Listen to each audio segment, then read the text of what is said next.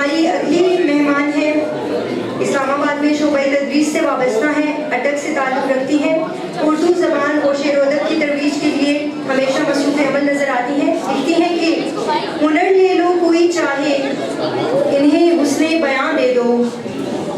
ہنر لے لو کوئی چاہے انہیں حسن بیاں دے دو، میرے بچوں کو ورثے میں فقط اردو زبان دے دو۔ ہم بسط احترام ملتمس ہیں ڈاکٹر پروفیسر شازیہ اکبر صاحبہ سے کہ وہ تشریف لائیں اور اپنا کلام پیش کریں۔ ایسے جاندار اور بھرپور مشاعرے کے انعقاد پر آپ تمام بالخصوص ہمارے اسٹوڈنٹس اور ہمارے منتظمین ڈاکٹر باجوہ صاحب، میڈم سمیہ رحمان ڈوگر صاحبہ اور دیگر تمام منتظمین کو بہت بہت مبارک ہو۔ پہلا شعر آپ ہی کے نام۔ ہنر لے لو کوئی چاہے انہیں حسن بیاں دے دو، ہنر لے لو کوئی چاہے انہیں حسن بیاں دے دو، میرے بچوں کو ورثے میں فقط اردو زبان دے دو۔ صاحب صدر کی اجازت سے غزل پیش کرنا چاہوں گی۔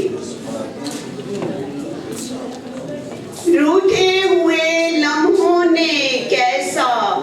بوجھ اتارا کمرے سے، روٹھے ہوئے لمحوں نے کیسا بوجھ اتارا کمرے سے، اس کا ہم سے ناتا ٹوٹا اور ہمارا کمرے سے، اس کا ہم سے ناتا ٹوٹا اور ہمارا کمرے سے، ایک ایک شے میں اس کے لمس کی گرمی کا یہ مطلب ہے، ایک ایک شے میں اس کے لمس کی گرمی کا یہ مطلب ہے، ابھی تلک وہ گیا نہیں سارے کا سارا کمرے سے۔ بہت شکریہ۔ اور برسوں بعد بھی ایک سرگوشی دیواروں میں زندہ تھی، برسوں بعد بھی ایک سرگوشی دیواروں میں زندہ تھی، ملا تھا اس کے بعد بھی ہم کو ایک سہارا کمرے سے۔ گئے دنوں کی بات ہے جب شہزادی خوشبو ہوتی تھی، گئے دنوں کی بات ہے جب شہزادی خوشبو ہوتی تھی، ایک خوشبو نے ہاتھ پکڑ کر اسے گزارا کمرے سے، اور ایک عجب سیلن تھی جس میں روز میرا دم گھٹتا تھا،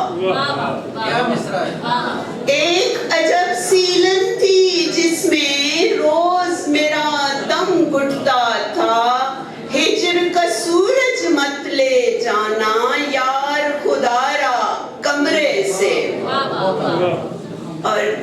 بہت دنوں سے اس نے پھول نہیں بیچے تو تنگ آ کر، بہت دنوں سے اس نے پھول نہیں بھیجے تو تنگ آ کر، شیشے کا گلدان بھی گر کے آج پکارا کمرے سے، اور ہم نے تنہائی کو ایسے دھوکہ دیا کہ خود اپنا، ہم نے تنہائی کو ایسے دھوکہ دیا کہ خود اپنا،